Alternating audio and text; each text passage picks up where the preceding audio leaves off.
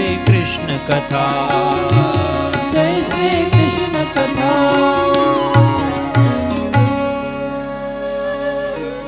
येन येनावतारेण भगवान् हरिरीश्वरः करोति कर्णरम्यानि मनोज्ञानि च नः प्रभो. यच्छृण्वतोपेत्यरतिर्वितृष्णा सत्वं च शुद्ध्यत्यचिरेण पुंसः भक्तिर्हरो तत्पुरुषे च सख्यं तदेव हारं वदमन्यसे चे. સુખદેવજી મહારાજ વર્ણન કરે છે, રાજાએ કહ્યું કે ભગવાને જેટલી લીલાઓ કરી છે બધી લીલાઓ મને સંભળાવો.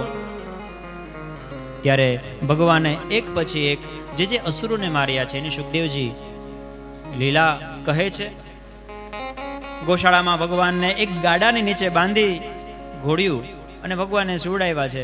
અને પૂતનાનું મૃત્યુ થયું એટલે કંસે એક બીજો રાક્ષસ મોકલો છે. એ રાક્ષસ ગાડાની અંદર આવીને ઘૂસી ગયો કે આ બાલકૃષ્ણને હું મારી નાખું. ગાડાને સંસ્કૃતમાં શકટ કહેવાય, એટલે શકટાસુર વધની કથા છે. પછી તો ભગવાન કૃષ્ણને ખબર પડી ગઈ કે અસુર છે મને મારવા આવ્યો છે, એટલે ભગવાને રડતા રડતા એક લાત મારી છે ગાડામાં. ગાડું ઊંધું પડી ગયું અને આ અસુરનો ઉદ્ધાર થયો. અવાજ આવ્યો એટલે બધા ગોવાળિયાઓ દોડતા દોડતા આવ્યા. શું થયું? કોઈકે એમ કહ્યું કે લાલાએ પગથી લાત મારીને ગાડું ઊંધું પડી ગયું.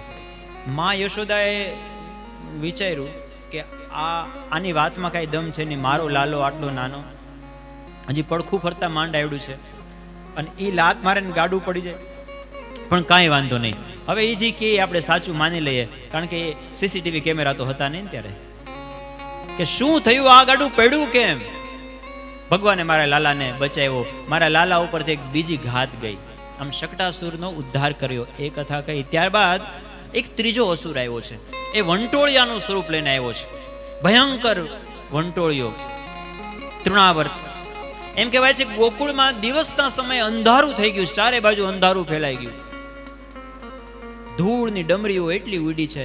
અને આ અસુર ધીમે ધીમે કરતો નંદાલયની અંદર આવ્યો છે. વિચાર્યું કે લાલાને હું આ ચક્રવાતની અંદર ઉપર લઈ જાવ આકાશમાં. અને ભગવાન બાલકૃષ્ણને ઉપાડ્યા છે ઊંચે. ભગવાન ગયા છે. ભગવાને વિચાર્યું કે હા મારા મામા મારું કેટલું ધ્યાન રાખે છે. પેલા મારા માટે ઢીંગલી મોકલી, પછી ગાડું મોકલું અને હવે વિમાન મોકલું. મામા મને બહુ પ્રેમ કરે છે, એ વાત તો સાચી છે. પણ ભાણિયો બહુ તોફાની છે, એકે રમકડું રહેવા નથી દેતો. ઢીંગલી આવી નથી તોડી નથી, ગાડાને કટકા કરી નાખ્યા. હવે આ વિમાનનું શું થાય ભગવાન જાણે. એટલે તૃણાવર્ત છે એ ભગવાનને ઉપાડીને ઉપર લઈ ગયો છે. પછી તૃણાવર્તને વિચાર આવ્યો કે હું આ બાલકૃષ્ણને આમનમ મહારાજ કંસને સોંપી દઉં તો વધારે ઇનામ મળશે. એટલે એને પોતાની દિશા બદલાવી, ડાયરેક્શન મથુરા તરફ. આમ ભગવાન કીધું કે જો એ વાત ખોટી, નિયમમાં રહીને કામ કરવાનું. આમ ઉપર જવાની છૂટ છે, ઉપર એ આપણું જ ધામ છે વૈકુંઠ. ઉપર લઈ જા, ગમે એટલે ઉપર જા તને છૂટ છે. નીચે આપણું ગોકુળ છે. પણ મારા અમુક નિયમ હોય ને, 11 વર્ષ ને 52 દિવસ સુધી મેં 5 વ્રત લીધા છે કે હું આ વ્રજને નહીં છોડું, અને તું મને એમ લઈ જાય એમ થોડું હાલે. એટલે ચીટિંગ નહીં ચાલે. ભગવાનના 5 નિયમ છે. વ્રજ નહીં છોડું જ્યાં સુધી 11 વર્ષ ને 52 દિવસ સુધી ચપ્પલ નહીં પહેરે પગમાં. ભગવાને પગરખા નથી પહેર્યા, ઉઘાડા પગે. એટલા માટે આજે પણ વૈષ્ણવો રમણ રેતીમાં જઈને આળોટતા હોય છે કે ભગવાન આ રજની અંદર ઉઘાડા પગે વિચરણ કર્યું છે. વ્રજમાં રમણ રેતીનું ખૂબ મહત્વ છે. ભગવાને સીવેલા વસ્ત્રો નથી પહેર્યા જ્યાં સુધી વ્રજમાં રહ્યા છે ત્યાં સુધી. ભગવાને પોતાના કેશ કર્તન નથી કરાવ્યું. એટલા માટે ભગવાનના ઘૂંઘરાળા વાળ, સુંદર મજાનું ભગવાનનું એ સ્વરૂપ છે. ભગવાને હાથમાં શસ્ત્ર નથી લીધા.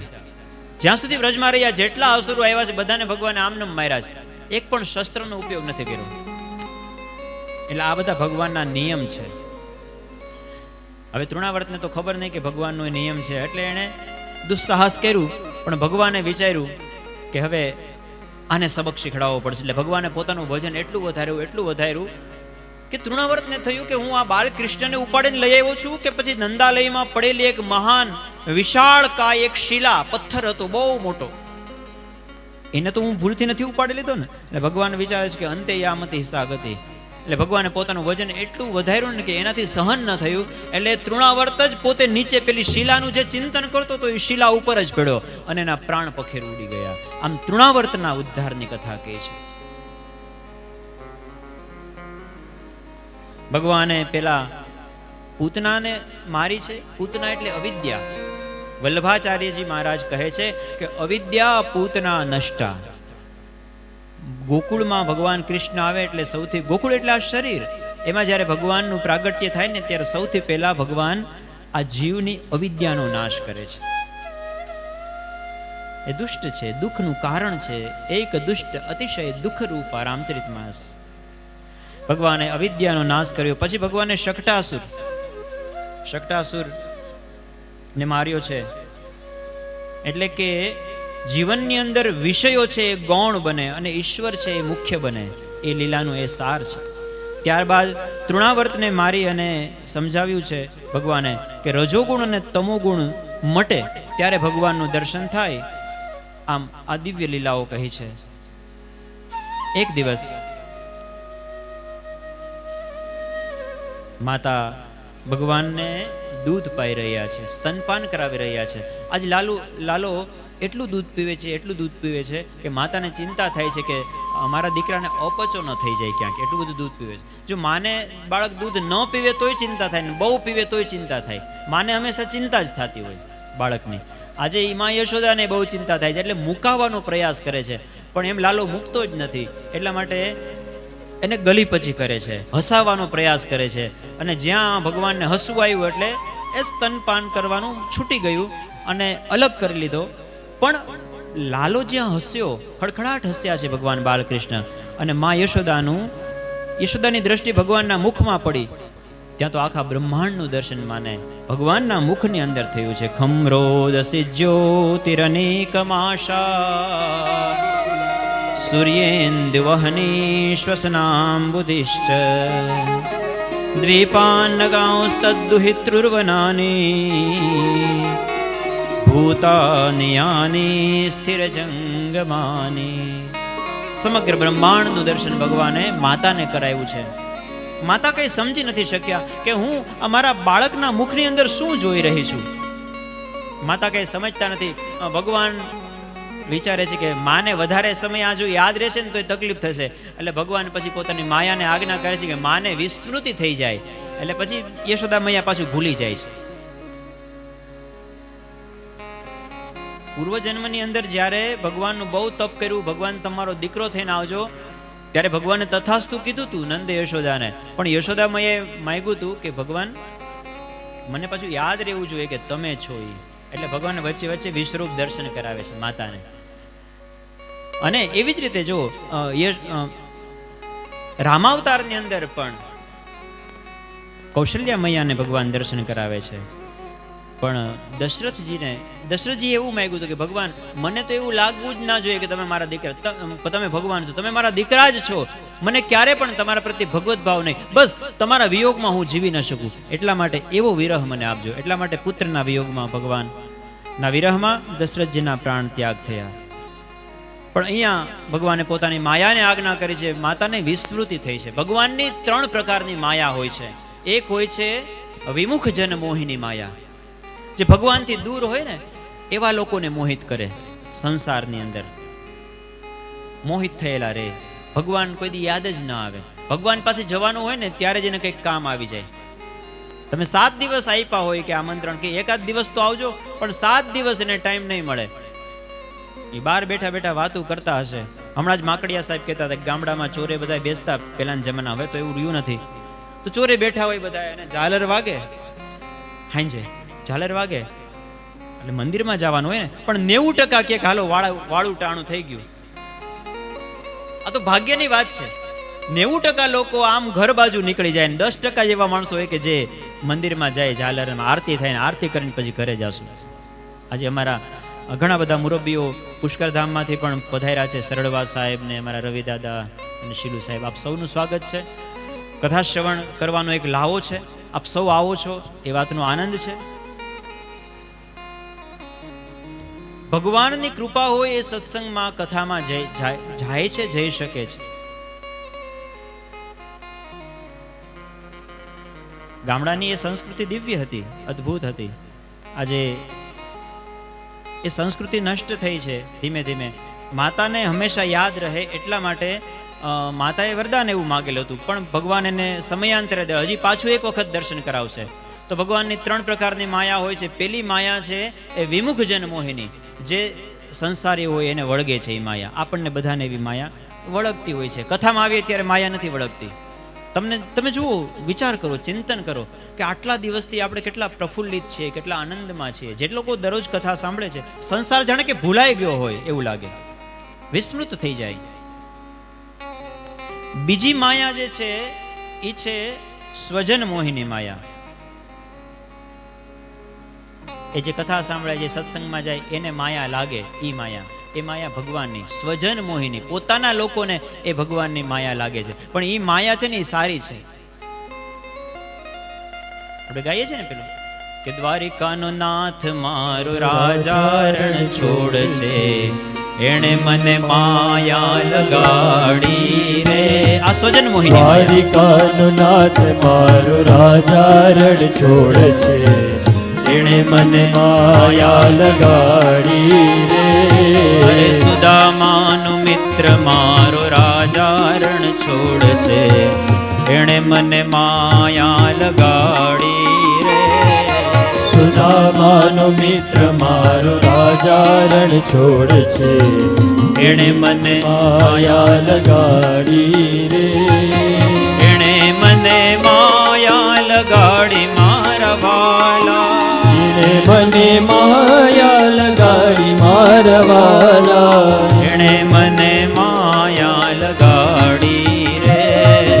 એણે મને માયા લગાડી રે.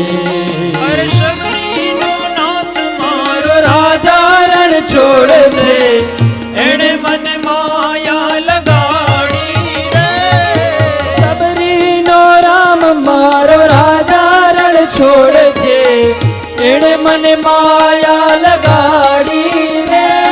અરે સુદામાનો મિત્ર મારો રાજા રણ છોડ છે, એણે મને માયા લગાડી રે. સુદામાનો મિત્ર મારો રાજા રણ છોડ છે, એણે મને માયા લગાડી રે. એટલે આ માયા જે છે એ સ્વજન મોહિની માયા છે. દ્વારકાધીશની માયા લાગે, ભગવાનની માયા લાગે. ઠાકોરજીના દર્શન વગર આપણને મજા ના આવે. કથા શ્રવણ કર્યા વગર આપણને મજા ના આવે. ગીતાનો પાઠ ન કર્યો હોય, ગુરુ મંત્રની માળા ન થઈ હોય તો આપણને ચેન ન પડે. આ માયા જે છે એ ઠાકોરજી વિષયક, એ સ્વજન મોહિની માયા છે. અને હજી એક માયા છે ભગવાનની, એ છે સ્વમોહિની માયા. એ ભગવાનને પણ મોહિત કરી લે છે. એ છે શ્રી રાધાજી. ભગવાન પણ એની માયામાં મોહિત થઈ જાય છે.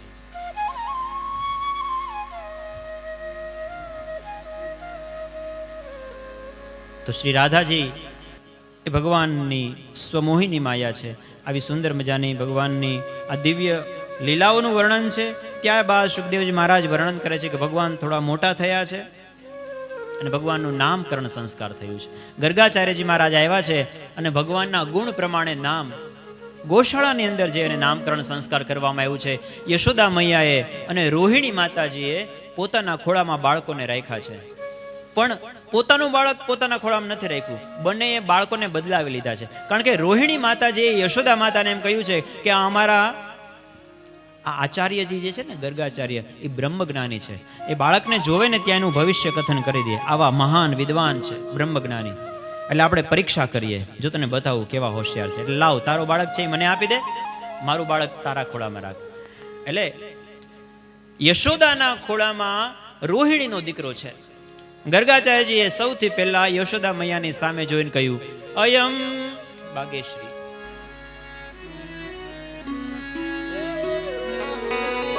અયમ હિ રોહિણી પુત્રો રમયન સુરદો ગુણેર.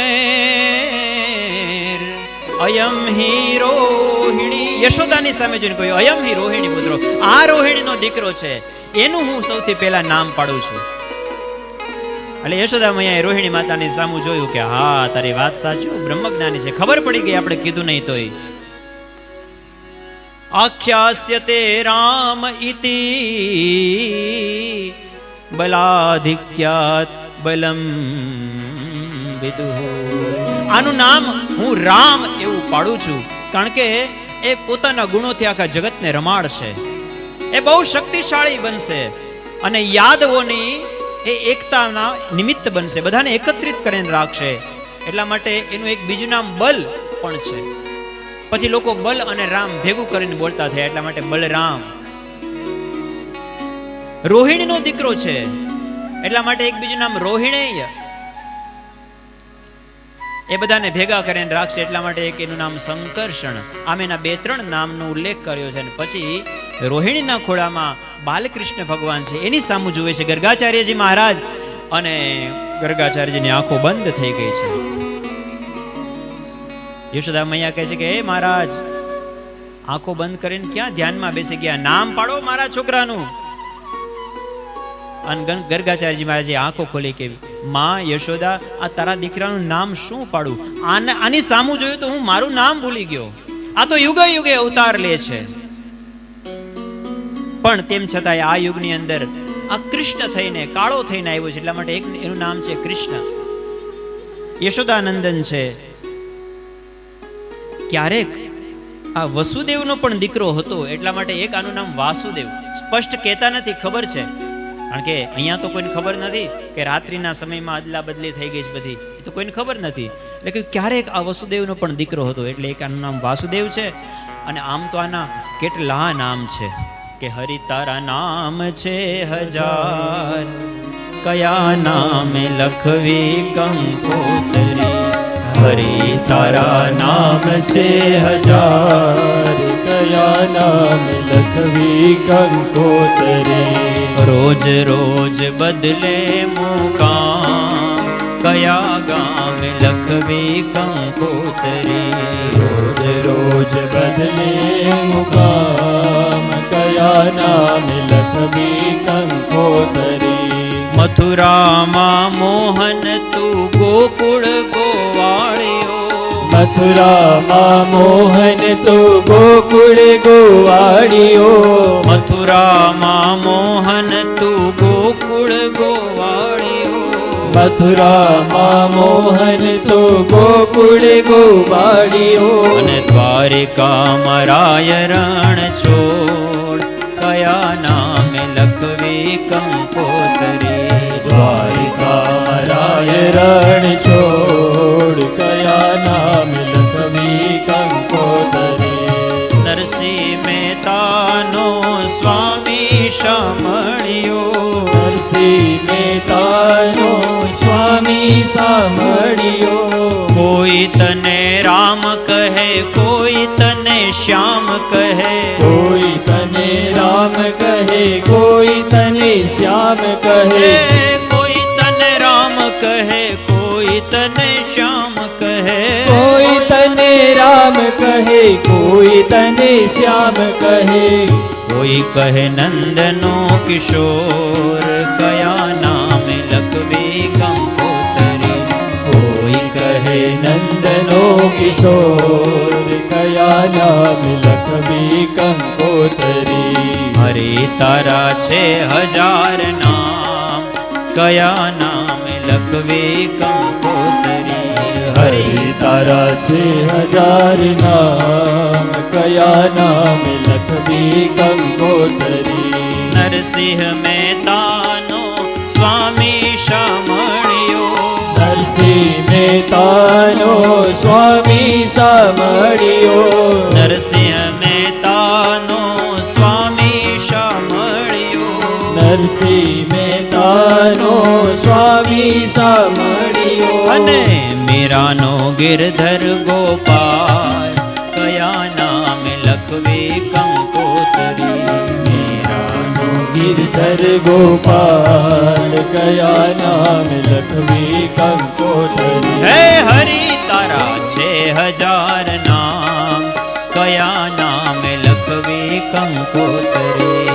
હરિ તારા છે હજાર નામ કયા નામ લખવી કંકોતરી અને રોજ રોજ બદલે મુકામ, કયા ગામે લખવી કંકોતરી. રોજ રોજ બદલે મુકામ કયા નામ લખવી કંકોતરી બહુ નિસંતિ નામાની. તમારા દીકરાના તો કેટલા બધા નામ છે, કયું નામ રાખું? રૂપાણી ચ સુતસ્ય તે ગુણકર્માનુરૂપાણી, તાન્યહમ વેદનો જનાહ. અલગ અલગ યુગમાં અલગ અલગ એના નામ હોય છે. આમ નામકરણ સંસ્કાર થયું છે ભગવાનનું. અને ભગવાન ધીમે ધીમે હવે મોટા થવા લાગ્યા છે. પહેલા તો ભગવાન 4 પગે હાલતા થયા છે.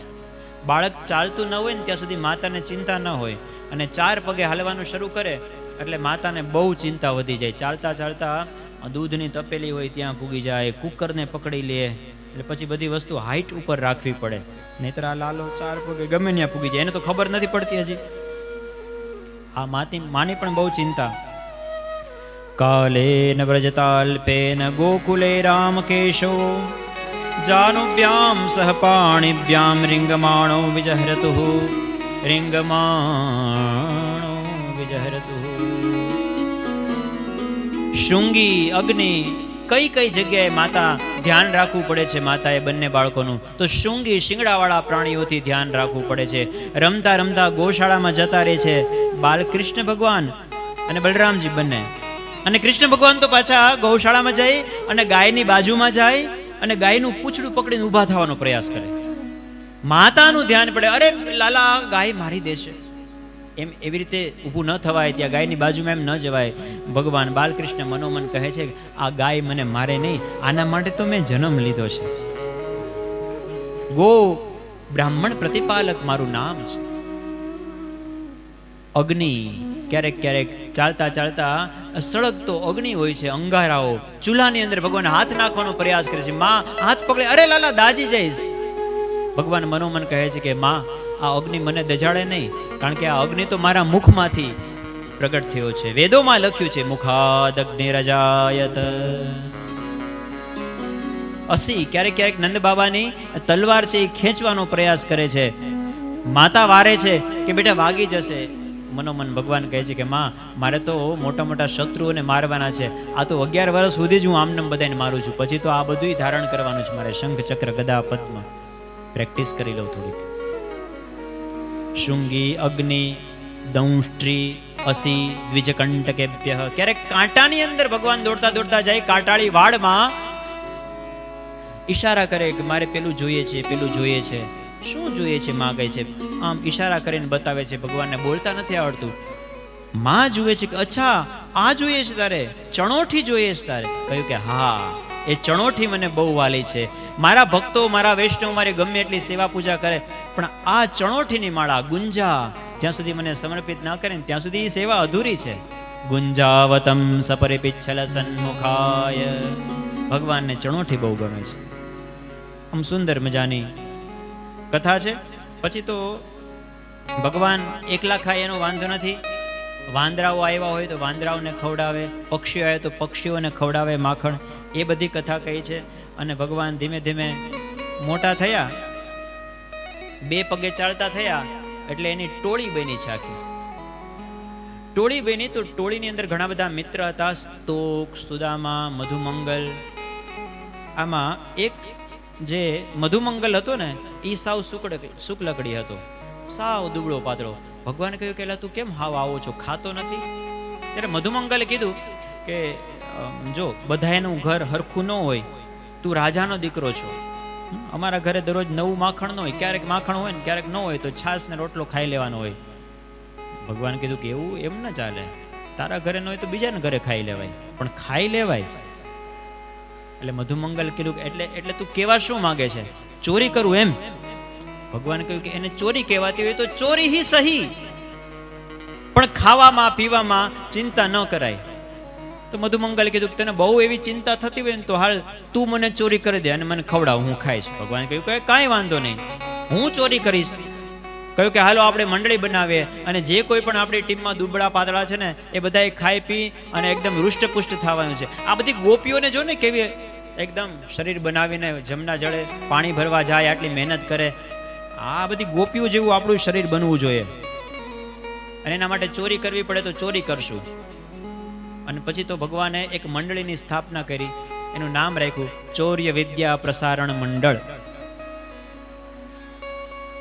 આજીવન શુલ્ક, હાજરી ફરજિયાત, ઉંમરનો કોઈ બાદ નથી. એટલે 5 વર્ષના બાળકો હતા એ પણ એના પ્રતિનિધિ હતા. અને એમ કહેવાય છે કે 40 વર્ષ નહીં હતા ઘણા. એમાં ભગવાન સાથે જેને મજા આવતી હતી, ઘણા તો બાપ દીકરા કાકા ભત્રીજો બધા ભગવાનની ટોળકીમાં હતા. ભગવાન ચોરી કરે. અને એમાં એક ભગવાન એક પછી એક ઘરમાં ચોરી કરવા જાય, ચોરી કરે, માખણ ખાય, પછી માટલામાં જેટલું માખણ વધ્યું હોય ને એ વાંદરાને ખવડાવે, પછી છેલ્લે માટલું ફોડી નાખે. ફરિયાદો આવવા માંડી, બહુ ફરિયાદો આવે, પણ યશોદા મૈયા કોઈનું સાંભળે નહીં. આમે માં કોઈનું સાંભળે નહીં. બહુ દરેક માં યશોદા જ હોય. એક માતાજી મમ્મી નિશાળે ગયા સાહેબને મળવા. સાહેબ, આમ તો મારો દીકરો બહુ ડાયો છે, લગભગ ક્યારેય તોફાન નહીં જ કરે, પણ ક્યારેક જો એવું કઈ નાનું મોટું છમકલું કરે, તોફાન કરે ને તો બાજુવાળા છોકરાને એક ધોલ મારજો એટલે હાવ શાંત થઈ જાય. તારો હોનાનો ને બાજુનો ગારાનો છે, પણ પોતાનાને કાંઈ નહીં કરવાને, બાજુવાળાને જરાક ડારો દેજો એટલે શાંત થઈ જાય. યશોદા મૈયા પણ આવા જ હતા. કોઈની પણ ફરિયાદ આવે તો ફરિયાદ સાંભળે નહીં. એક ગોપી હતી ને, એનું નામ હતું પ્રભાવતી. આ પ્રભાવતી ગોપી આ બીજી બધી ગોપીઓની વાતો સાંભળે અને કહે કે એ તો તમે બધી એવી ભોળી છો ને એટલે તમારા ઘરે ચોરી થાય, મારા ઘરે ચોરી કરે ને તો હાડકા ભાંગી નાખું. અને રંગે હાથે પકડીને યશોદા મૈયા પાસે લઈ જાઓ. યશોદા કોઈને આખા ગામનું કોઈનું માનતી નથી ને, એને રંગે હાથે એમ ન મોઢેથી માખણ લુવા ન દઉં. મારું નામ હા તો મારું નામ નહીં એમ.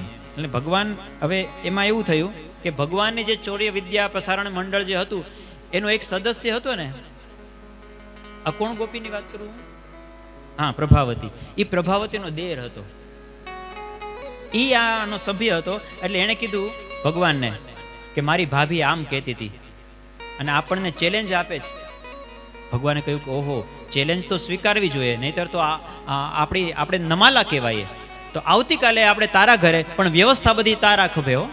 તારી ભાભી ક્યારે પાણી ભરવા જાય છે એ બધી ગુપ્ત સૂચનાઓ છે, એ બધી તારે અમને આપવાની. એટલે એને બરાબર ટાઈમ આપી દીધો. અને બીજે દિવસે પ્રભાવતીનું ઘર ભગવાને લીધું છે અને રેલમ છેલ્લે આખું ઘર બધું માખણ ખાઈ ગયા છે, માટલા ફોડી નાખ્યા છે. અને પ્રભાવતી જ્યાં પાણી ભરીને ઘરે આવી ત્યાં ઓહો, હું બહુ અભિમાન કરતી હતી, મારા ઘરે આવી ચોરી થઈ ગઈ, પણ એ તો હું સાવધાન નહોતી. હવે મારા ઘરનું માખણ ચાખી ગયો છે ને બીજી વારે આવશે. અને ભગવાને ખરેખર એવું જ કર્યું. ભગવાને કહ્યું કે આ પ્રભાવતીનું માખણ એટલે માખણ, આવું માખણ તો ક્યાંય નથી ખાધું આજ સુધીમાં, એટલું તાજું. કાલે પણ આપણે અહીંયા જ પ્રોગ્રામ. એટલે પ્રભાવતીને ખબર હતી. એટલે બીજે દિવસે એ જ સમય એને ખબર પડી ગઈ કે ઘર કા ભેદી લંકા ઢાહે, આ ઘરનો જ કોક ફૂટલો હોય તો જ આવું થયું હોય, પણ કાંઈ વાંધો નહીં, એને જોઈ લઈશું. બીજા દિવસે પ્રભાવતીએ દરરોજના સમય પ્રમાણે બહારથી આગળીઓ મારીને પાછળના રસ્તેથી જઈ અને છુપાઈ ગઈ. અને માટલું જેમાં માખણ રાખતી હતી, માટલું બરાબર ઉપર બાંધી દીધું અને દરવાજાની અંદર જઈ અને લાકડી હાથમાં રાખી અને દરવાજાની પાછળ છુપાઈ ગઈ. અને બરાબર સમય થયો ને ત્યાં અવાજ આવ્યો સાંકળ ખુલવાનો. પ્રભાવતી સમજી ગઈ કે આવ્યા છે. અને નાનકડી તિરાડમાંથી પ્રભાવતી જોવે છે આ કેટલાક આવે છે. તે તો 1 2 3 4, એનો દેર હતો ચોથો. ઓ, પકડાઈ ગયો. ખબર હતી, મને ડાઉટ તો હતો કે કોક ઘરનું માણસ આની સાથે ભળેલું છે. 1 2 3 4 સંગ 5 6 7 હે ગ્વાલા આવ્યા છે આખું ટોળું. અને ધીમેકથી અંદરનો દરવાજો ખોલ્યો, ચારેય બાજુ જોયું કે માખણ દેખાતું નથી. અને કોઈ કહ્યું કે હે કાના ઉપર જો. અને જ્યાં ઉપર જોયું તે તો મટકી ઉપર. ઓ, પ્રભાવતી તો બહુ બુદ્ધિશાળી છે. પણ ચિંતા નથી કરવાની, આપણામાં જેટલા રૂષ્ટપુષ્ટ છે ને એ બધા નીચે આમ થઈ જાવ, એની ઉપર થોડાક વધારે શક્તિશાળી લોકો છે, હાઇટવાળા થોડાક છે, એની ઉપર ચડો, એની ઉપર ત્રીજી લેયર, અને હવની ઉપર યશોદાનો લાલો, હાથમાં લાકડી છે, અને જે આમ મારી અને માખણ ખાય છે, ચાખે છે, બધાને ચખાડે છે. અને એક હાથે માટલીને પકડી લીધી છે, ટીંગાણો છે, અને બીજા હાથે બીજાને ખવડાવે છે.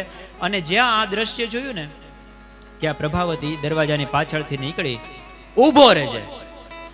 અને જ્યાં સાંભળ્યું કે ઓ પ્રભાવતી આવી ગઈ, તો નીચેનું આખું સ્ટૂલ હતું ને એ ગાયબ થઈ ગયું, બધા ભાગી ગયા, અને લાલો એકલો લોલકની જેમ લટકાઈ ગયો ઉપર. ગોવિંદા આલા રે આલા, જરા મટકી સંભાલ બ્રિજ બાલા. ગોવિંદા આલા હિચકા ખાઈ, આલા જરા હે પ્રભાવતી સંભાલ પડીશ નીચે, બચાવો મને. ગોવિંદા આલા રે આલા, જરા મટકી સંભાલ બ્રિજ બાલા. અરે નીચે ઉતાર પ્રભાવતી, મારો હાથ દુખવા માંડ્યો, આખા મારા શરીરનું વજન મારા હાથ ઉપર છે, અને જો હાથ મુકાઈ જશે તો હું નીચે પડીશ. તારી અંદર કઈ દયા જેવું છે કે નહીં? મારા હાડકા ભાંગશે. પ્રભાવતીને દયા આવી એટલે કહ્યું કે મને આ જેવા દર્શન થાય છે ને, આવા ઠાકોરજીએ કોઈને દર્શન આપ્યા નહીં હોય, પહેલી વખત મને આવા દર્શન આપ્યા છે. પણ એક કામ કર ને, તું થોડીક વાર આમ ટીંગાયેલો જ રહે, હું તારી માને બોલાવી આવું ત્યાં સુધી, બહુ વધારે નહીં. યશોદા, એ પ્રભાવતી તું મારી માને બોલાવા જઈશ, હું અહીંયા પડીશ, મારા હાડકા ભાંગી જશે ને એનું અડધું પાપ નહીં, આખું પાપ તને જ લાગશે. ઇમોશનલ બ્લેકમેલ કરે છે. પ્રભાવતીને દયા આવી છે. પ્રભાવતી કીધું કાંઈ વાંધો નહીં, પણ તારા મોઢા ઉપર જે માખણ લાગ્યું છે ને તો ને, અને ધીમેકથી એને ઉતાર્યો છે, અને કીધું કે હાલ તને પકડીને આ રંગે હાથે આજ પકડાણો છે, લઈ જાઓ માં યશોદા પાસે. અને એક હાથે હાથ પકડ્યો છે, મોટો ઘૂમટો તાણી, અને ગોકુળની ગલીઓમાંથી પ્રભાવતી ગયા છે નંદાલય તરફ, કારણ કે વડીલોની લાજ કાઢવાનો એ સમયમાં રિવાજ.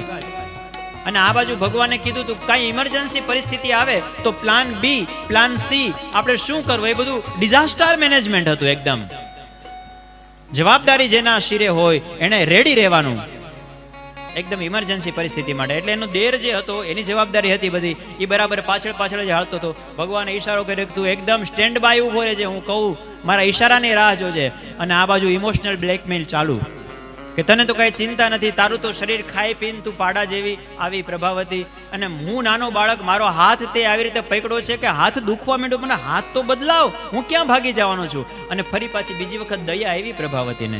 દયા ડાકણને ખાય એવું કહેવાય છે. અને જ્યાં દયા ખાય એને કીધું કે હા કાંઈ વાંધો નહીં, લાવ તારો બીજો હાથ. એના દેરનો હાથ ધીમેકથી પકડાઈ દીધો, અને બાલકૃષ્ણ ભગવાન છટકીને માં યશોદા પાસે પહોંચી ગયા છે. અને આ બાજુ પ્રભાવતી, હે યશોદા, આખા ગામની ફરિયાદ આવે તું સાંભળતી નથી, આજે હું રંગે હાથે તારા. માં યશોદા હસે છે. અને ભગવાન કૃષ્ણ તો પહેલા જ પહોંચી ગયા છે માં યશોદા પાસે કે માં આખું ગામ મારી ફરિયાદ કરે છે, પણ આ બધાય હાવ ખોટા છે. એક પ્રભાવતી નામની ગોપી છે ને, એ તો એમ કહેતી હતી કે હું તને માર ખવડાવીશ તારા માના હાથનો, અને એ આજ તો ફરિયાદ કરવા આવવાની છે.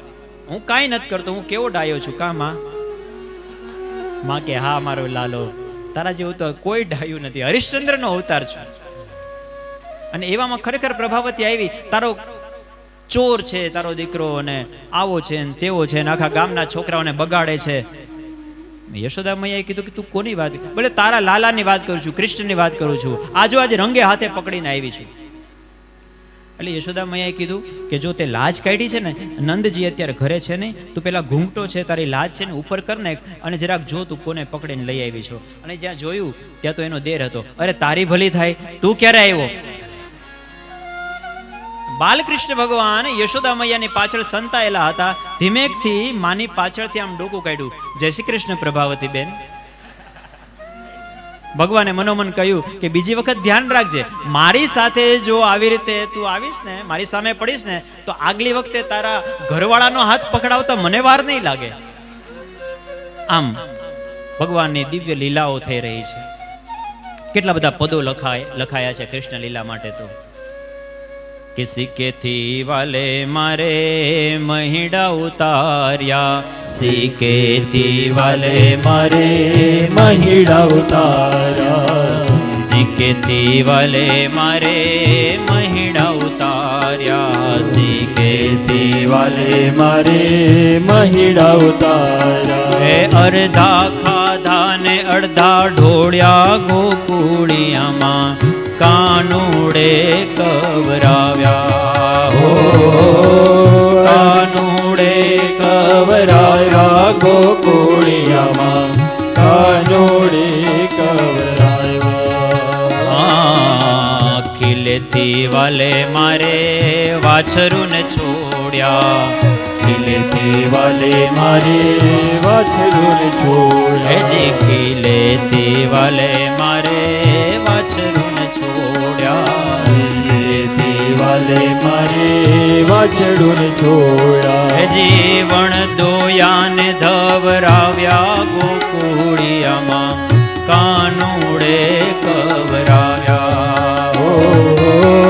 વણદોયાને ધવરાવ્યા ગોકુળિયામાં, કાનોડે કવરાવ્યા. બાઈ મીરા કહે પ્રભુ ગિરધર નાગર, બાઈ મીરા કહે ગિરધર નાગર, તમે જીતા ને અમે હાર્યા ગોકુળિયામાં, કાનુડે કવરાવ્યા હો.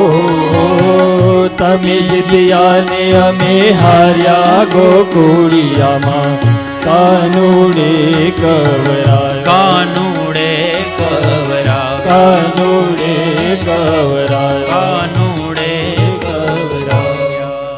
આમ ભગવાનની દિવ્ય લીલાઓ છે. અને પછી તો એક વખત ભગવાન માટી ખાય છે, એ લીલાનું વર્ણન કર્યું છે. બહુ ફરિયાદો આવતી હતી, ભગવાન માટી ખાય છે એ ફરિયાદ પોતાના સગા મોટા ભાઈએ માતા યશોદા પાસે કરી છે. ગામના ફરિયાદ કરતા ત્યાં સુધી વાંધો નહોતો, સગો મોટો ભાઈ ફરિયાદ કરે છે. આજે ભગવાનને તકલીફ પડી, માતાએ કહ્યું કે આવ, ખાધી છે કે નહીં માટી, સાચું બોલ. બાલકૃષ્ણ ભગવાન કહે છે કે મોઢું ખોલતા નથી, કારણ કે મોઢામાં માટી ભરી છે ને. મૈયા મોરી મેં નહીં માખન ખાયો, મૈયા મોરી મેં નહીં માખન ખાયો. મેં માટી નથી ખાધી. આ બધા ખોટા છે. હું એક જ હરિશ્ચંદ્રનો દીકરો સાચો આખા ગામમાં. પણ આજે તો તારો મોટો ભાઈ ફરિયાદ કરે છે. યદિ સત્ય ગિરસ્તરહી સમક્ષમ પશ્ચિમે મુખમ. જો બેટા તું સાચું બોલતો હોય ને તો તારું મોઢું બતાવી દે. ભગવાને બહુ પ્રયાસ કર્યો છે કે મોઢું ન ખોલવું પડે, પણ છેલ્લે ભગવાનને મોઢું ખોલવું પડ્યું. અને જ્યાં મા યશોદા મોઢામાં જુએ તો ફરી પાછું જગત સ્થાષ્ટુ જ ખમ દિશા, આખા બ્રહ્માંડ દર્શન મા યશોદાને મુખમાં કરાયું છે. બીજી વખત મા યશોદા ભાન ભૂલી ગયા કે હું શું જોઉં છું લાલાના મુખમાં. ભગવાન કહેવા માંગે છે કે માં હું કંઈ ખાતો જ નથી, હું ભોગતા છું જ નહીં, આ બ્રહ્માંડ મારી અંદર સમાયેલું છે. આમ ભગવાને ફરી પાછી પોતાની માયાને કહ્યું છે કે માને પાછી વિસ્મૃતિ થાય.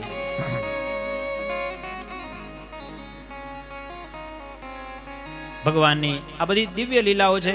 એમ કહેવાય છે કે એક વખત યશોદા મૈયા પોતાના ઘરમાં પોતે માખણ વલોવતા હતા. દરરોજ તો 9 લાખ દેનું નંદઘર દૂજે, એટલે કેટલાય દાસ દાસીઓ નોકર ચાકર નંદજીના ઘરે કામ કરતા. ભગવાન ચોરી કરે છે, પોતાના ઘરે માખણ નથી ખાતા. આજે મા યશોદા પોતાના હાથેથી માખણ વલોવવા બેઠા છે. જો પૈસા સંપત્તિથી આપણે ભગવાનની સેવા કરાવીએ ઠીક છે, આપણી સંપત્તિ સન્માર્ગે વાપરીએ છીએ, પણ જ્યારે આપણે પોતે સેવા કરીએ ને તો એનું અનેક ગણું અલગ જ ફળ મળે છે. ભગવાન તમને માગે છે. ભગવાનને તમારી સંપત્તિ નથી જોતી. સંપત્તિ તમારી સત્કાર્યોમાં લાગે એ બહુ સારી વાત છે, એ શરૂઆત છે, પણ પછી તો તમે પણ ભગવાનના કાર્યોમાં લાગી જાઓ તો ભગવાન વધારે રાજી થાય છે. એટલા માટે આજે મા યશોદા પોતે માખણ વલોવા બેઠા છે. ગામડાનું એ દ્રશ્ય યાદ કરો. વહેલી સવાર 4 વાગ્યાનો સમય હોય, 5 વાગ્યાનો સમય, વાહિંદા થઈ ગયા હોય અને ઘમર વલોણા ગાજતા હોય ઘમર ઘમર મારું વલોણું ગાજે, શ્યામ આવે ને મારી મટુકી ફોડે. ઘમર ઘમર મારું વલ્લોણું ગાજે, શ્યામ આવીને મારી મટુકી ફોડે. રે જી ઘમર ઘમર મારું વલોણું ગાજે, શ્યામ આવે ને મારી મટુકી ફોડે. ઘમર ઘમર મારું વલ્લોણું ગાજે, શ્યામ આવીને મારી મટુકી ફોડે. જી મટુકી ફોડે ને મારા મહીડા ઢોળે, શ્યામ આવે ને મારી મટુકી ફોડે. મટુકી ફોડે ને મારા મહીડા ઢોળે, શ્યામ આવીને મારી મટુકી ફોડે.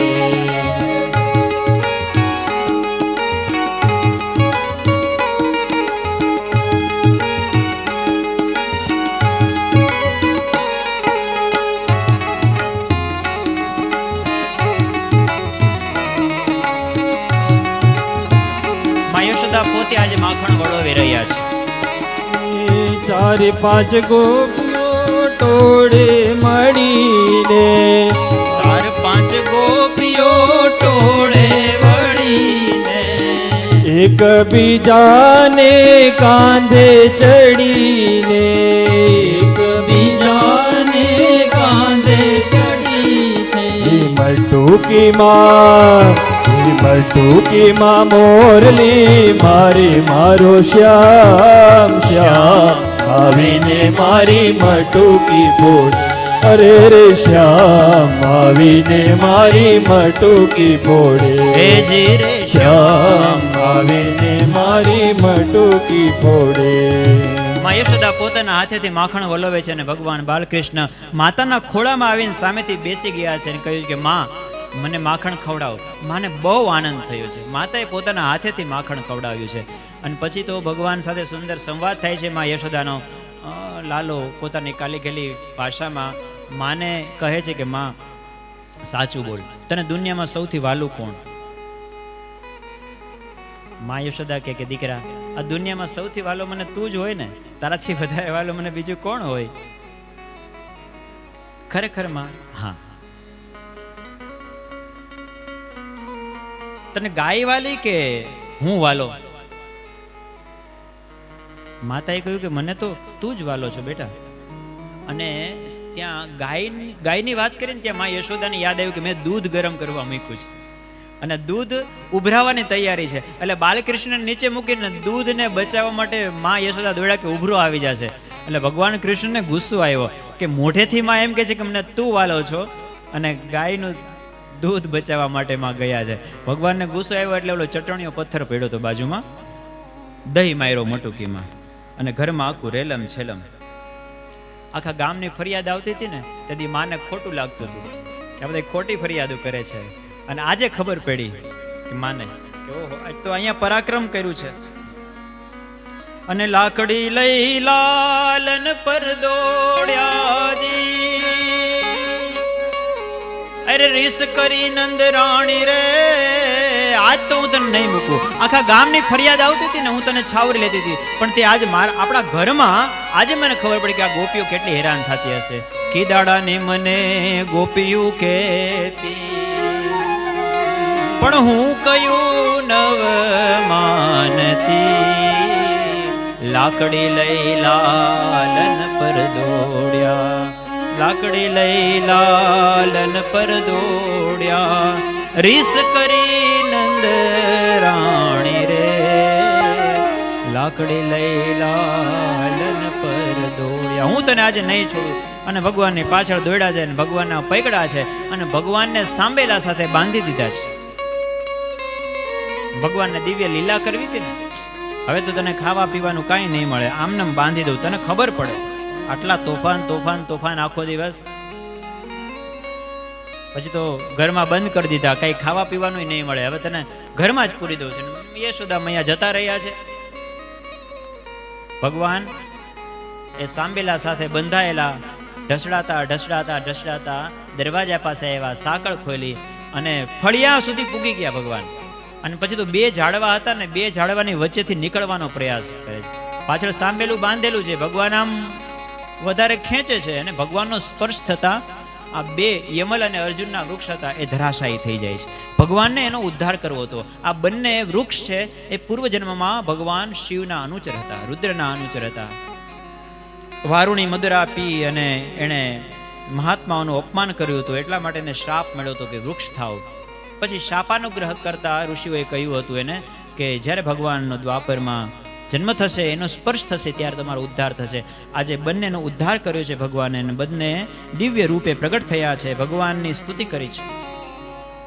વાણી ગુણાનુકથને શ્રવણો કથાયામ હસ્તો ચ કર્મ સુમનસ્તવ પાદયોર્નઃ સ્મૃત્યામ શિરસ્તવ નિવાસ જગત પ્રણામે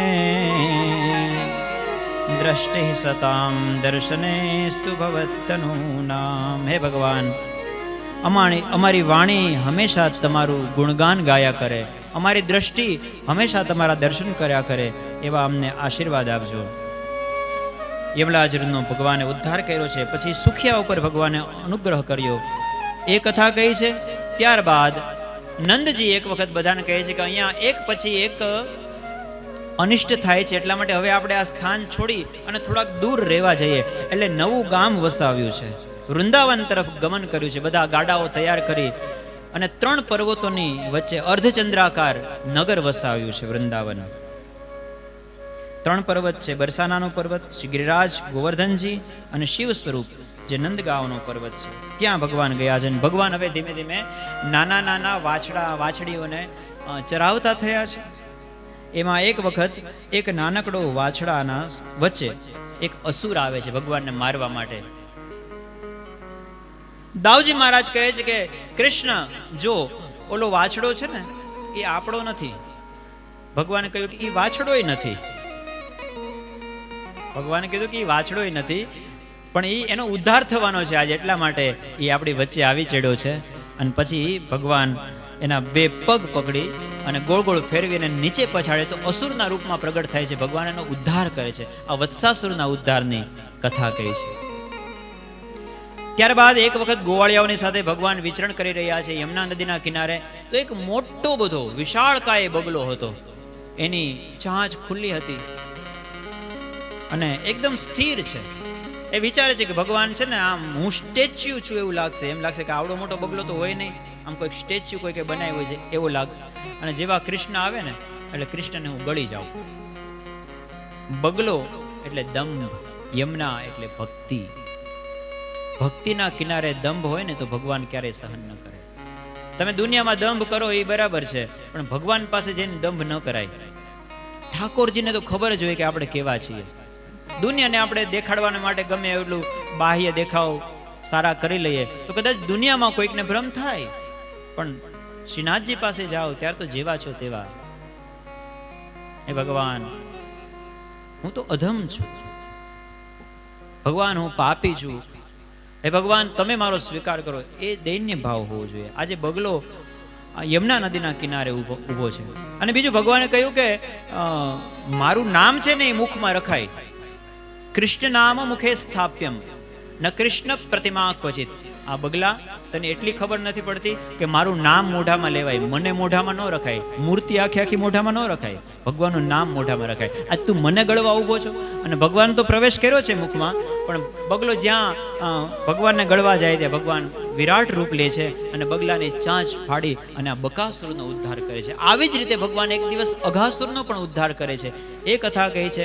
અઘાસુર પણ એવી રીતે વિશાળકાય સ્વરૂપ લઈને બેઠો છે અને બધા ગોવાળિયાઓને એમ લાગે કે આ મોટી ગુફા છે, અંદર ઘૂસી ગયા. ભગવાન ના પડે છે જાઓમાં, કહ્યું કે નહીં, આ તો કંઈક મજા આવે એવું છે. અંદર ગયા બધા.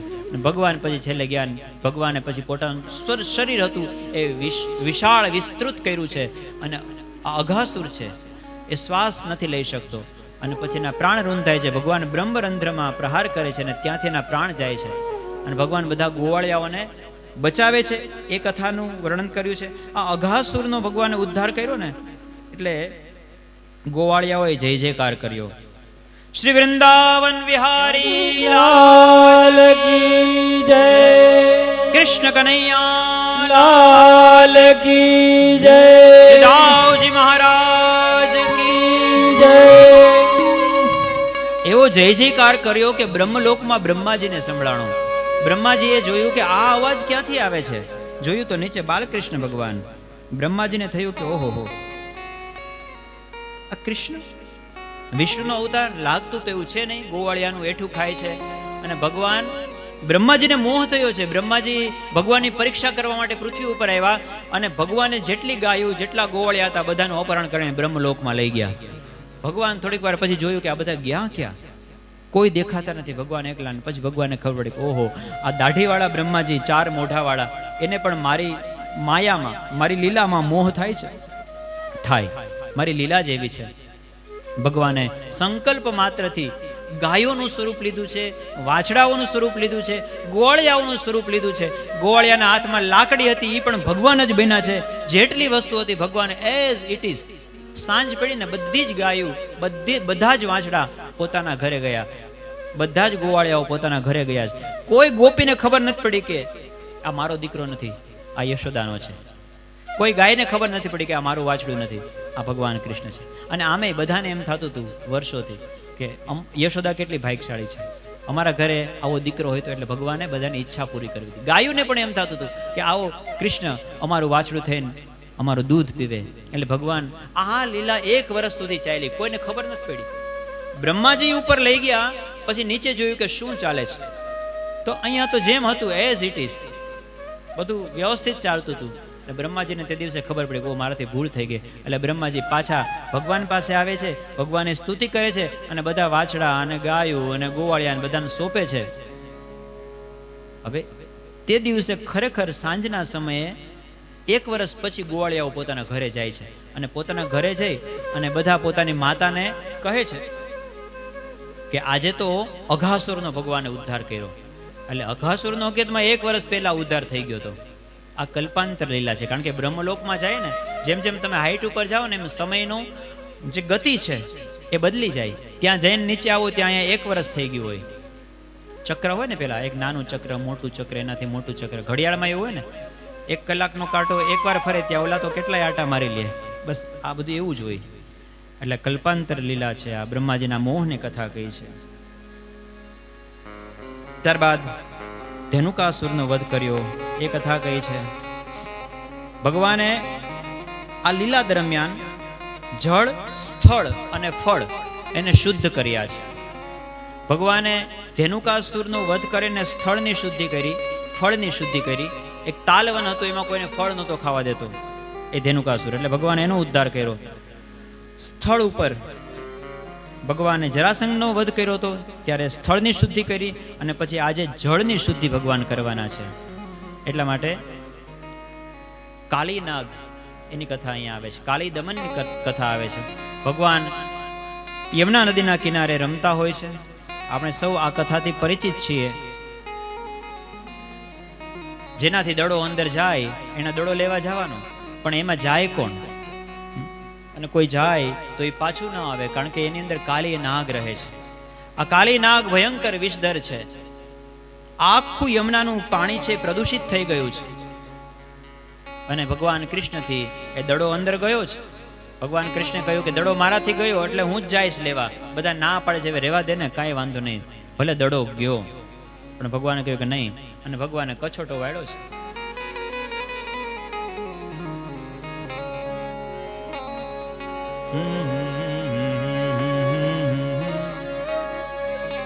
ભગવાને વિચાર્યું કે હવે તો હું આની અંદર જઈશ, કારણ કે નિયમ એ તો નિયમ તો બધાનો એક સરખો જ હોય. અને ભગવાને જ્યાં ધરાની અંદર દુબાકો માર્યો કદમના ડાળ ઉપરથી, ત્યાં પાણીમાં વિક્ષોભ ઉત્પન્ન થયો. વિક્ષોભ ઉત્પન્ન થયો એટલે બધી નાગણીઓ હતી ને એ બધી આવી. આ કથા તો એવી છે ભાગવતની કે પેલા તો કાલી સાથે ભગવાનનું યુદ્ધ થાય છે અને પછી કાલીને એટલો બધો હેરાન કરે છે, હારી જાય છે કાલી. અને ત્યારે નાગણીઓ આવી અને ભીખ માગે છે કે અમારા પતિને જીવતો છોડી દો. પણ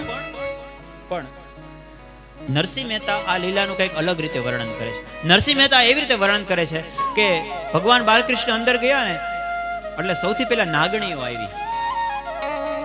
હે જળ કમળ છાંડી જાને વાળા, હે જળ કમળ છાંડી જાને વાળા, સ્વામી અમારો જાગશે જાગશે તને મારશે, અમને બાળ હત્યા લાગશે.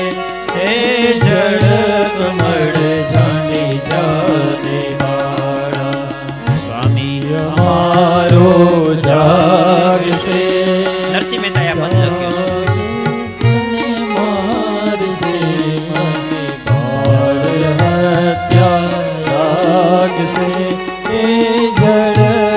નાગણીઓ બહુ પ્રયાસ કરે છે કે આ બાળકને અહીંથી અમે રવાના કરી દઈએ.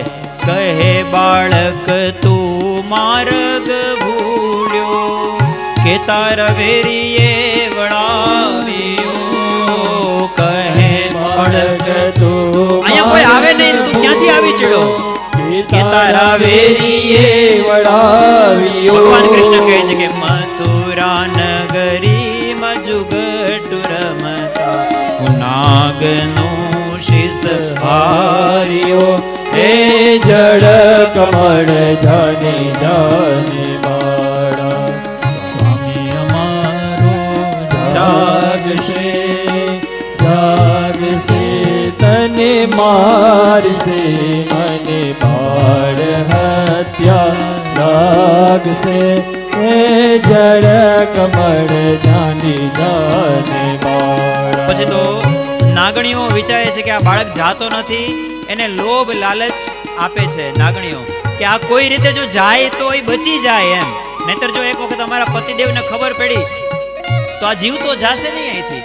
એટલા માટે લાખ દોરાનો હાર આપું આપું હું તુજને દોર્યો, લાખ સોનાનો હાર આપું. તું જાતો હોય તો તુજને દોર્યો, આટલું મારા નાગથી છાનું કરવી ઘરમાં ચોર્યો. હે જળ કમળ જાને જાને બાળા, સ્વામી અમારો જાગશે જાગશે તને મારશે, મને બાળ હત્યા લાગશે. હે જળ કમળ જાને જાને બાળા, હે જળ કમળ જાને જાને બાળા, હે જળ કમળ જાને જાને બાળા. પણ ભગવાન કૃષ્ણ એ માનતા નથી અને પછી કાલી સાથે ભયંકર યુદ્ધ થાય છે. વિષની ભયંકર જ્વાળાઓ કાલી નાગ છોડે છે. આ બાજુ ભગવાન કૃષ્ણ પણ એની સાથે યુદ્ધ કરે છે. ઘણી વખત ભયંકર યુદ્ધ થાય છે. આ બાજુ ગામમાં બધાને ચિંતા થઈ. અમુક ગોવાળિયાઓ નંદજીને કહેવા ગયા કે લાલો યમુનાના ધરાની અંદર ગયો છે. પણ બધા દોડતા દોડતા આખું ગામ યમુના નદીના કિનારે ભેગું થઈ ગયું છે અને ત્યાં તો ભગવાને લગભગ કાલીને હંફાવી દીધું હતું. ભગવાન છલાંગ મારી અને કાલીની ફણા ઉપર સવાર થયા છે. ભગવાને ભગવાન નૃત્ય કરતા હોય વગાડો.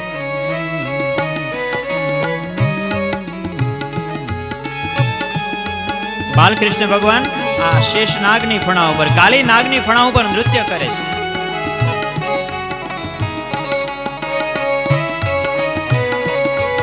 માં યશોદા વિચારે કે જો લાલો બહાર ના આવે તો હું એને બચાવવા માટે ધૂપકો મારું હમણાં. ભગવાનને થયું કે મારી માં ધૂપકો મારે એની પહેલા મારે બહાર આવવું પડશે. અને જ્યાં બધાને ચિંતા થતી ત્યાં ધીમે ધીમે ધીમે યમુના નદીના કિનારે અંદરથી બાલકૃષ્ણનું મોર મુકુટ દેખાણો છે. ભગવાન બાલકૃષ્ણ બહાર આવ્યા છે. એમ થયું કે આ એકલો એકલો કૃષ્ણ કેમ બહાર આવે, પણ જોયું તો નીચે આસન પણ હતું, સિંહાસન પણ હતું. એ સિંહાસન તો કાલી નાગનું હતું. ભગવાન બાલકૃષ્ણ એના ઉપર નૃત્ય કરે છે, વાંસળીનું વાદન કરે છે.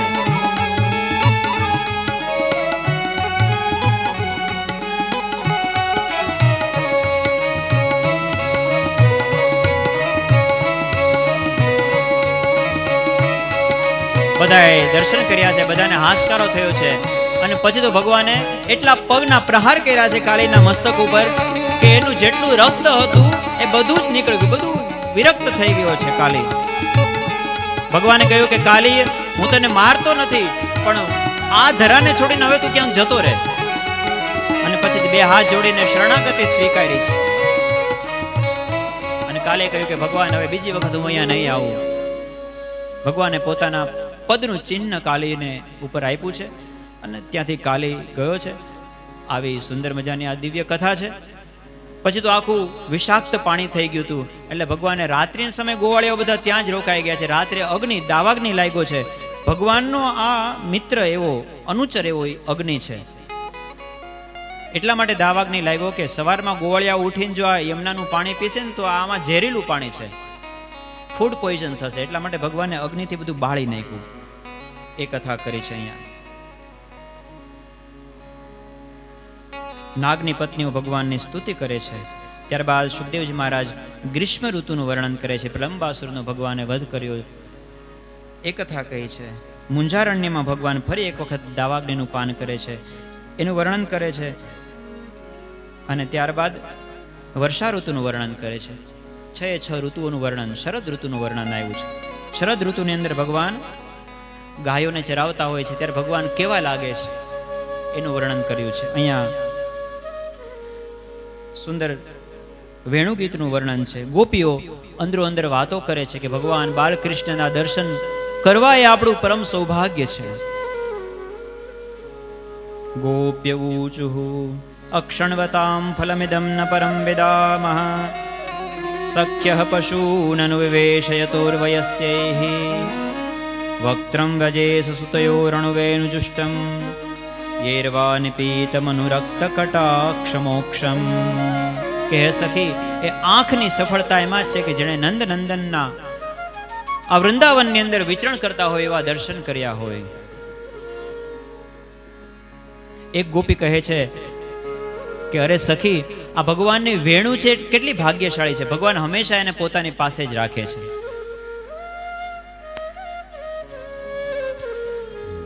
ગોપ્યઃ કિમાચરદયં કુશલં સ્મ વેણુ દામોદરાધર સુધામપી ગોપિકાનામ. કેટલી ભાગ્યશાળી છે આ વેણુ કે હંમેશા ભગવાન પોતાની પાસે રાખે છે અને પોતાના હોઠની ઉપર હોઠનું સિંહાસન આપે અને જાણે વેણુના પગ ભગવાન દબાવતા હોય એમ ભગવાન 10 કરાંગુલીઓથી વેણુની સતત સેવા કરતા રહે છે. કેટલી ભાગ્યશાળી વેણુ છે. તે બીજી એક ગોપીએ કહ્યું કે ગોપી કે આ વેણુ છે ને એણે પૂર્વજન્મમાં બહુ તપ કર્યું છે. એ પેલા વાંસ હતી, ટાઢ, તડકો, તપ, આ બધું એને સહન કર્યું છે. જે આવું બધું સહન કરે ને એને ભગવાન મળે. અને પછી એની અંદર છિદ્ર થયા છે, એને આવું બધું સહન કર્યું છે, એટલા માટે એને ભગવાન મળ્યા છે. આમ સુંદર ગોપીઓ પોતપોતાના અલગ અલગ ભાવો કહે છે. એક ગોપી કહે છે કે આ ગિરિરાજજી છે ને એની ઉપર જેટલા વૃક્ષો છે આ બધા વૃક્ષો નથી, આ ભગવાનના સેવકો છે. આ ગિરિરાજજી સાક્ષાત ભગવાનના સેવક છે, હરિદાસ વર્ય છે. હંતાય મદ્રે રબલા હરિદાસ વર્યો યદ રામ કૃષ્ણ ચરણ સ્પર્શ પ્રમોદઃ માનમ તનોતિ સહ ગોગણયોર તયોર્યત પાનીય સૂયવસ કંદર કંદ મૂલે.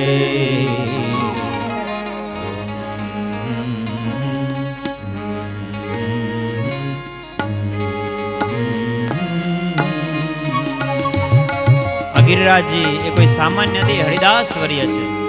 અને એટલા માટે જ્યારે ભગવાન બાલકૃષ્ણ ગિરિરાજજીની ઉપર ચરણ સ્પર્શ કરે છે, ઉપર વિચરણ કરતા હોય છે, ત્યારે ભગવાનનો સ્પર્શ પામવાથી ગિરિરાજજી રોમાંચિત થઈ જાય છે અને એના રૂવાડા ઊભા થઈ જાય છે. આ જેટલા પણ વૃક્ષો છે એ ગિરિરાજજીના રૂવાડા છે.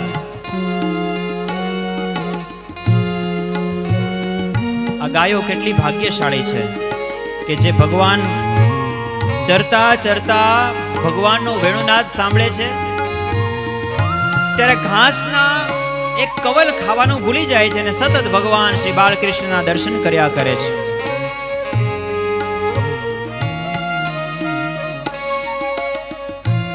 આ નદી જાણે કે યમુનાજી ભગવાન બાલકૃષ્ણની સેવા કરતી હોય એમ જ્યારે બાલકૃષ્ણ ભગવાન યમુના નદીની અંદર સ્નાન કરતા હોય, વિહાર કરતા હોય, ત્યારે કદમના જેટલા પણ પુષ્પ એ નદીની અંદર પડે છે ત્યારે પોતાના વમળ રૂપી હાથથી આ બધા જ પુષ્પોને ભગવાન બાલકૃષ્ણના ચરણોમાં સમર્પિત કરે છે. આમ સુંદર બધા ભાવોનું વર્ણન કર્યું છે, વેણુગીતનું વર્ણન કર્યું છે. ત્યારબાદ હેમંત ઋતુનું વર્ણન છે, ભૂદેવોના યજ્ઞનું વર્ણન છે. અને એક દિવસ ભગવાન ગાયો ચરાવી અને પોતાના ઘરે આવ્યા છે. બીજા દિવસની સવાર થઈ છે, કારતક મહિનો છે. કારતક મહિનાનો પહેલો દિવસ, ગોવર્ધન પૂજાનો દિવસ આજે આવ્યો છે. વહેલી સવાર થઈ છે, પોતાના ગામમાં બધા લોકોને નવા કપડાં પહેરેલા જોયા છે ભગવાને. એટલે ભગવાન પોતાના પિતાજી પાસે ગયા છે કે પિતાજી, આજે કઈ ઉત્સવ છે કે શું? આ બધા કેમ તૈયાર થઈને ચારે બાજુ ફરે છે? ત્યારે નંદજી કહે છે કે આજે તહેવાર છે, આજે નવું વર્ષ છે. આ નવું વર્ષ હોય ને ત્યારે આપણી જેટલી પણ ભગવાનની આપણા ઉપર કૃપા થતી હોય, આપણે ભગવાનનો આભાર માનવાનો દિવસ છે. દર વર્ષે આપણી પરંપરા છે બેટા કે આપણે ઇન્દ્રનો યજ્ઞ કરીએ છીએ. આજે પણ આપણે ઇન્દ્રનો યજ્ઞ કરવાનો છે. આખું ગામ ભેગું થશે અને ઇન્દ્રનો યજ્ઞ કરીશું. ભગવાને કહ્યું કે ઇન્દ્રનો યજ્ઞ શા માટે કરો છો? કહ્યું કે એ આપણને જીવાડે છે એટલા માટે. કૃષ્ણ ભગવાન કહે છે કે ઇન્દ્ર આપણને કઈ રીતે જીવાડે છે? નંદજી કહે છે કે બેટા જો, ઇન્દ્રદેવ છે ને એ વરસાદના દેવ છે. ઇન્દ્ર વરસાદ વરસાવે છે એટલા માટે આ બધું યમુનાની અંદર જળ આવે છે, ખેતી થાય છે, ઝાડવામાં ફળ પુષ્પ ઇત્યાદિ થાય છે, એ આપણે ખાઈએ છીએ, આપણી ગાયો એ બધું ખાય છે. એટલા માટે ઇન્દ્ર ભગવાન જ આપણને જીવાડે છે. બાલકૃષ્ણ ભગવાને એક ક્રાંતિકારી વિચાર આપ્યો છે. ભગવાને કહ્યું કે ઇન્દ્રને આપણે જોયા નથી, કદાચ જીવાડતા હશે, ઇન્દ્ર થકી આ થતું હશે, આપણે માની લઈએ, પણ આ ગિરિરાજજી છે એ તો આપણને જીવાડે છે. એ વાત તો સાચી જ છે. આપણી ગાયો બધી ગિરિરાજજીની ઉપર જ વિચરણ કરવા જાય છે, આપણને ફળ પુષ્પ એ બધું ગિરિરાજજી ઉપરથી મળે છે. એટલે આપણે એક વખત આ વર્ષે આપણે એવું ન કરાય કે આપણે ગિરિરાજજીનો યજ્ઞ કરીએ, ગિરિરાજજીની પૂજા કરીએ, આપણે 56 ભોગ ગિરિરાજજીને ધરીએ. બેટા એવું તો આપણે ક્યારેય કર્યું નથી. તારી વાત સાચી છે. જો નંદજીને આ વાત ગમી, એટલે એવું ન હોય કે બાળકો પાસે ઘણી વખત સારા વિચારો, નાનો બાળક હોય એટલે એને આપણે એની વાત કહાસુની કરી દેવાની, ન મનાય. બાલાદપી ગ્રહિતવ્યમ. નાના બાળકો પણ ક્યારેક સાચી અને સારી વાત કરે તો એને સ્વીકારવી જોઈએ. નંદજીએ એક વાત સ્વીકારી છે, પ્રસ્તાવ મૂક્યો છે અને બધાએ નક્કી કર્યું છે. ભગવાનને પૂછ્યું કેવી રીતે આપણે ગિરિરાજજીની પૂજા કરીએ? ભગવાને કહ્યું બધા પોતાના ઘરે સામગ્રી બનાવો અને પોતાના થાળ લઈ આવો અને ગિરિરાજજીને આપણે ધરી અને ભગવાન ગિરિરાજજીની આપણે પૂજા કરશું, આરતી ઉતારશું અને નૈવેદ્ય ધરાવશું ગિરિરાજજીને. બોલે પછી ગિરિરાજજી એ આરોગશે અને પછી જે પ્રસાદ વધશે એ આપણા ગામની અંદર બધાને વિતરિત કરી દેશું. અને બધાએ પોતાના ઘરેથી 56 ભોગ લઈ આવ્યા છે. અહીંયા પણ આપણે 56 ભોગનું નૈવેદ્ય ધરાવેલું છે કે કેવી પરિવાર દ્વારા, એના આપણે દર્શન કરીશું. અને પછી તો નૈવેદ્ય ધરી અને થાળ ગાયો છે કે પુરુષોત્તમ પ્રેમથી પધારજો રે લોલ વાલા, પુરુષોત્તમ પ્રેમથી પધારજો રે લોલ વાલા, પુરુષોત્તમ પ્રેમથી પધારજો રે લોલ, પુરુષોત્તમ પ્રેમથી પધારજો રે લોલ.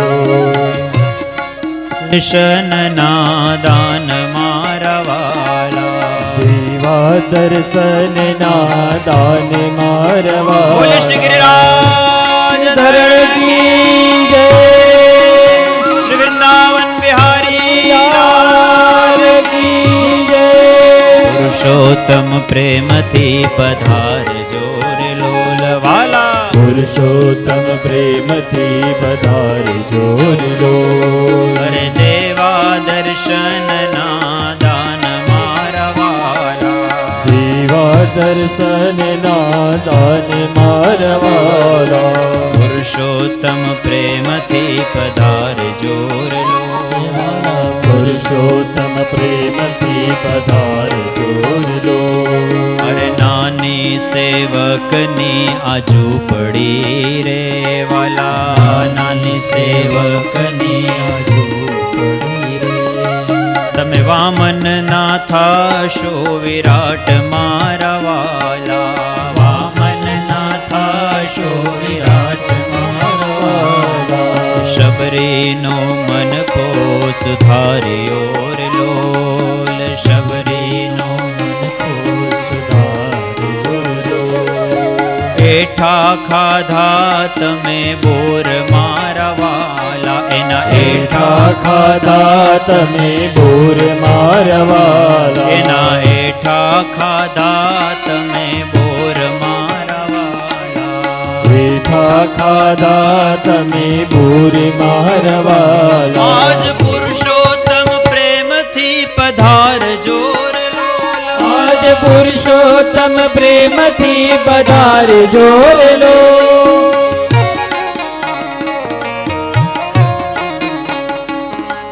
56 ભોગનું નૈવેદ્ય ધરાયું છે. પ્રેમ અને ભાવથી નૈવેદ્ય ધરવામાં આવે તો ઠાકોરજી જરૂર સ્વીકારે. સુંદર મજાના 56 ભોગો દર્શન કરજો, દિવ્ય દર્શન છે. કેકેવી પરિવાર દ્વારા આ 56 થી વધારે ભોગ ધરી દીધા છે.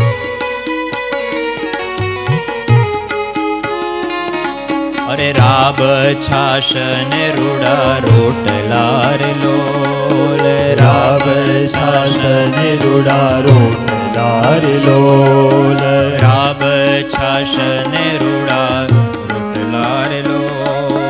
રાબ છાશ ને રૂડા રોટલા રે લોલ. તમે ભાવે જમો ભગવાન મારા વાલા, ભાવે જમો ભગવાન મારા વાલા. તમે ભાવે જમો ભગવાન મારા વાલા.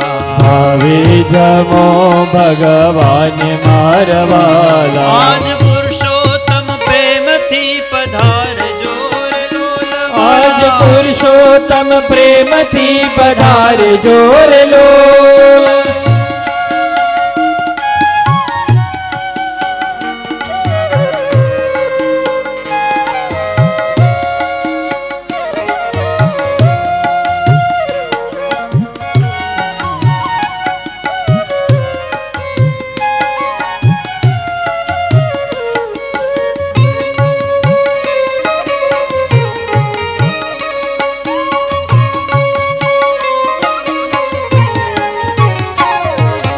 મુખવાસ લઈ મંગલ કરો રે લોલ વાલા. મુખવાસ લઈ મંગલ કરો રે લોલ. તમે મુખવાસ લઈને મંગલ કરો રે લોલ.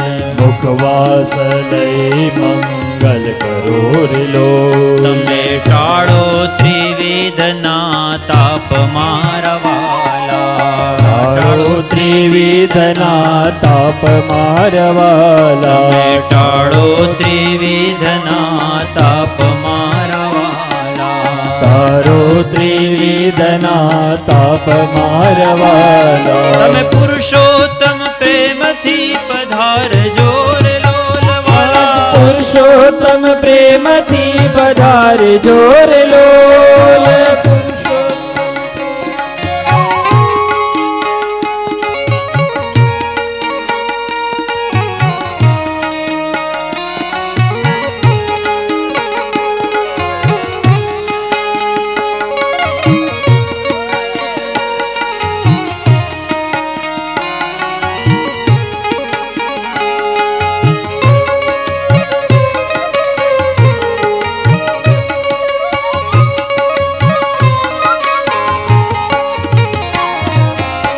વેદો કહે કે પ્રભુ ના જમેર લોલ. વેદો કહે કે પ્રભુ ના જમેર લોલ. ભગવાન ભોગતા નથી, ભગવાન નિર્ગુણ છે. વેદોમાં તો એવું લખ્યું, વેદો કહે કે પ્રભુ ના જમેર લોલ.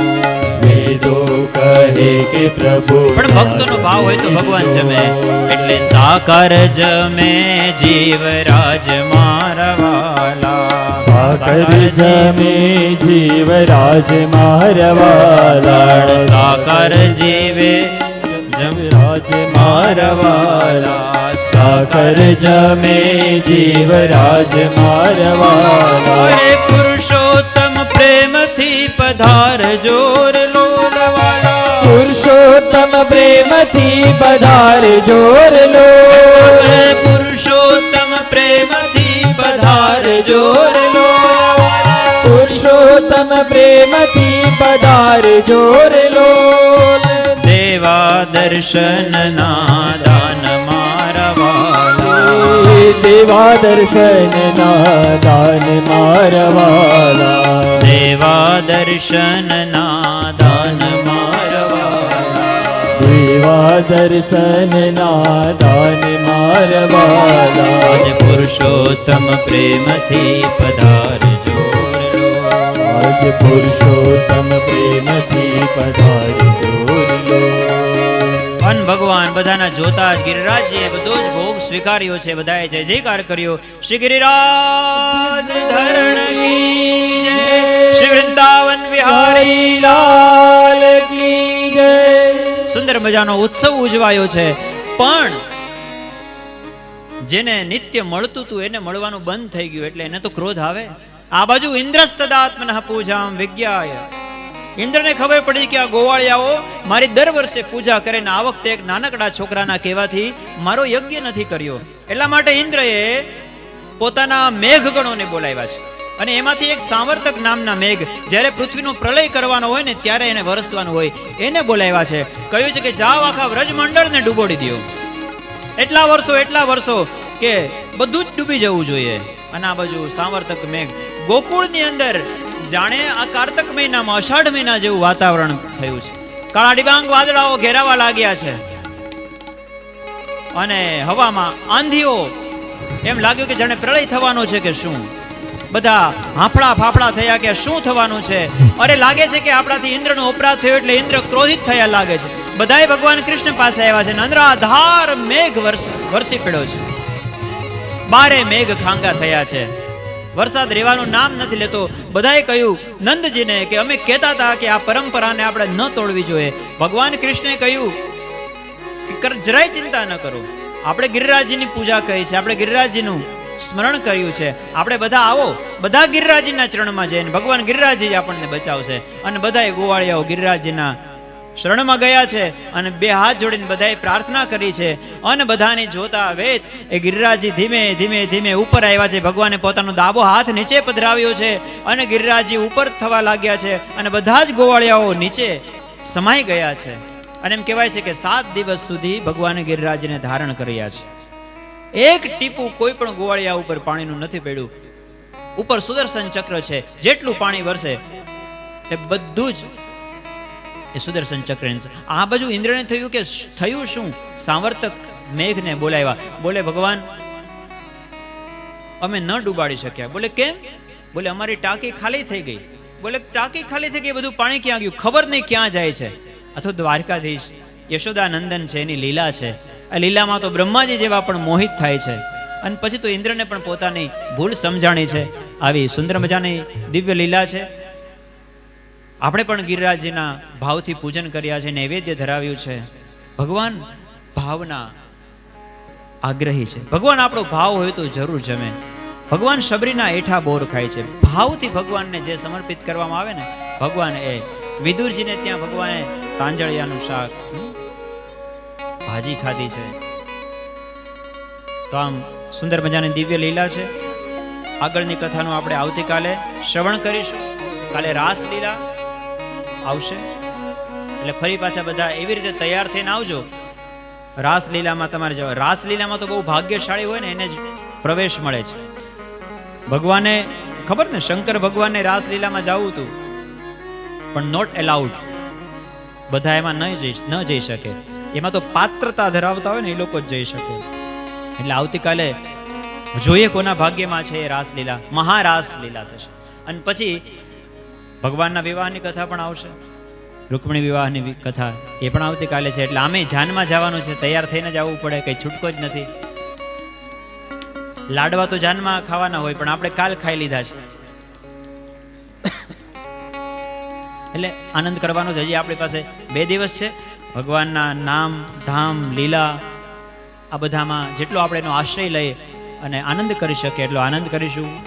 આવો હરિનામ સંકીર્તન કરી આજે જે અતિથિઓ આજે અમારા ભાવેશભાઈ વેગડા પણ આવ્યા છે, ગયા 2 વર્ષ પહેલાં એમના આંગણે ત્યાં વાવડી રોડ ઉપર શ્રીમદ ભાગવત સપ્તાહ હતી, એમના આંગણે અમારા જોશી પરિવારના જોશી સાહેબને એ લોકો એમને ત્યાં પણ કથા હતી. એટલે જ્યાં જ્યાં કથા થાય ને એ બધા પછી કાયમી ધોરણે આ સત્સંગ મંડળમાં જોડાઈ જાય.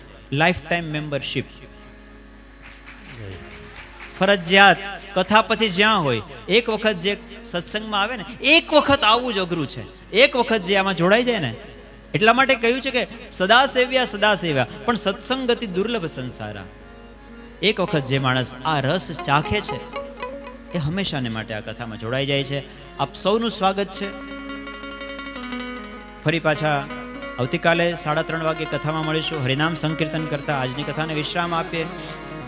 बस एक बार आजा गिरिराज की शरण में, बस एक बार आजा गिरिराज की शरण में, बस एक बार आजा गिरिराज की शरण में, बस एक बार आजा गिरिराज की शरण में, गिरिराज की शरण में, जगन्नाथ की शरण में, एक बार आजा गिरिराज की शरण में, बस एक बार आजा गिरिराज की शरण में.